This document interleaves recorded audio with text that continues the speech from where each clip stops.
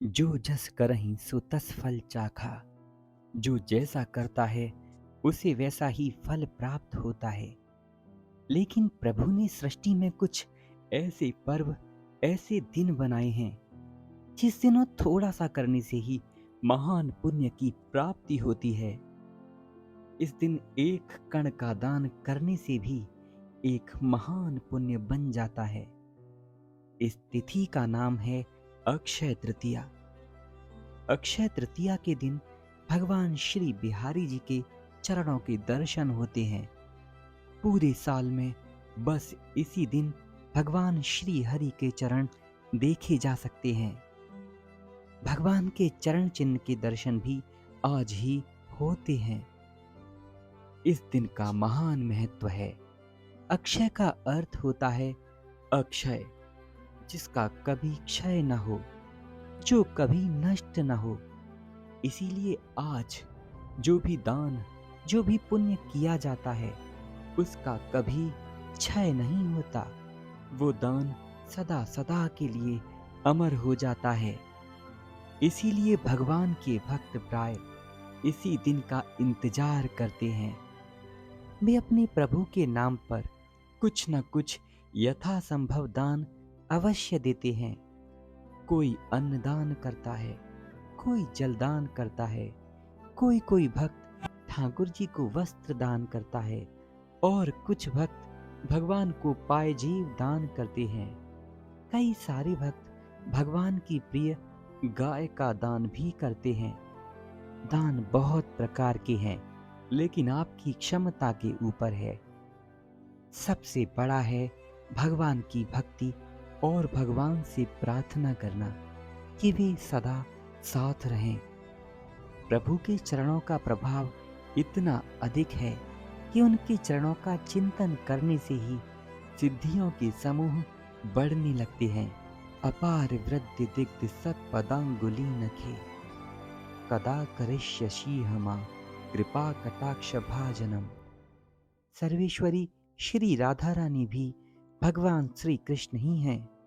इनकी स्तुति में कहा गया है, अनंत कोटि विष्णु लोक नम्र पद्म जार्चिते, हिमाद्रजा पुलोमजा विरंचि जा वर प्रदे, अपार वृद्धि दिग्ध सत्पदांगुली नखे। अनंत कोटि विष्णु लोक जिनके चरण कमलों के एक अंगूठे का चिंतन करने से ही प्राप्त हो जाते हैं। भगवान शिव, भगवान विष्णु और भगवान ब्रह्मा जी भी जिनके चरणों का ध्यान करते हैं, ऐसी श्री राधा रानी के चरणों का चिंतन आज के दिन किया जाता है। आप पर जो बने वो करिए, लेकिन आज भगवान श्री कृष्ण के और श्री राधा रानी के चरणों का ध्यान अवश्य करिए। कुछ न हो पाए तो मानसिक पूजन अवश्य करिए। अगर आप अपने शरीर से प्रभु के मंदिर नहीं जा पाए तो मन से प्रभु के धाम जाइए, उनकी प्रार्थना करिए, उन्हें भोग लगाइए। मन से जाने पर ना भीड़ मिलेगी, ना पैसे खर्च होंगे, जबकि मन से किया गया ये छोटा सा कार्य भी महान पुण्यशाली बन जाता है। आज की तिथि का एक विशेष महत्व भी है।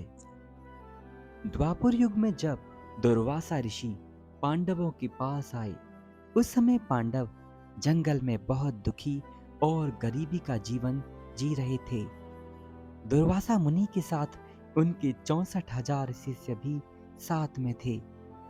लेकिन इतने लोगों का भोजन कैसे हो पाए? युधिष्ठिर महाराज के पास एक अक्षय पात्र था जो सूर्य भगवान से उन्हें प्राप्त हुआ था। लेकिन जब उस पात्र से सब भोजन कर लेते तो अंत में माता द्रौपदी के भोजन करने के बाद वो और भोजन नहीं बना सकता था। लेकिन देवयोग से दुर्वासा मुनि भी तभी आए जब माता द्रौपदी ने भोजन कर लिया था और पात्र से अब और भोजन नहीं बन सकता। ऐसी महान विपत्ति में माता द्रौपदी ने भगवान श्री कृष्ण की याद की।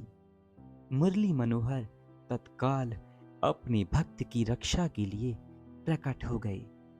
श्री कृष्ण कृष्ण महायोगिन वासुदेवम शरणम मम। ऐसी प्रार्थना भगवान के हृदय में घर कर लेती है। भक्त वत्सल भगवान श्री कृष्ण जी ने वो अक्षय पात्र मांगा। द्रौपदी माता ने बोला, प्रभु मेरे पास दान करने के लिए कुछ भी नहीं, ये खाली पात्र ही बचा है। भगवान बोले, खाली पात्र ही दे दो। माँ ने जैसे ही उन्हें पात्र दिया, उस पात्र में एक अन्न का छोटा दाना बचा था। भगवान श्री कृष्ण जी ने उस दाने को अपने मुख में रखा और संकल्प लिया कि इस एक दाने से सारा संपूर्ण विश्व तृप्त हो जाए। भगवान के मुख में वो दाना जाते ही पूरे संसार का पेट भर गया। और नदी में स्नान कर रहे दुर्वासा मुनि और उनके शिष्य भी पूरी तरह तृप्त हो गए। उन्हें डकार आई। अब वे डर रहे थे। वे सोचे, हमारा पेट तो यहीं भर गया। अगर पांडवों के पास गए और उनका खाना झूठा छोड़ दिया तो भगवान श्री कृष्ण नाराज हो जाएंगे। पांडव श्री कृष्ण भक्त हैं, मैं उनसे वैर नहीं ले सकता। ये सोचकर वे नदी के किनारे वहीं की वहीं वापस लौट गए और पांडवों का संकट टल गया। मित्रों, संसार को आप कभी तृप्त नहीं कर सकते। भगवान को जो भी है, जैसा भी है, समर्पित कर दीजिए। प्रभु सबको देख लेंगे। जय श्री राधे। अक्षय तृतीया पर ये महान कार्य यानी अपने प्रभु की प्रार्थना अवश्य करें। जो भी आपसे बन पड़े अपने श्री हरि को समर्पित करें। राधे राधे।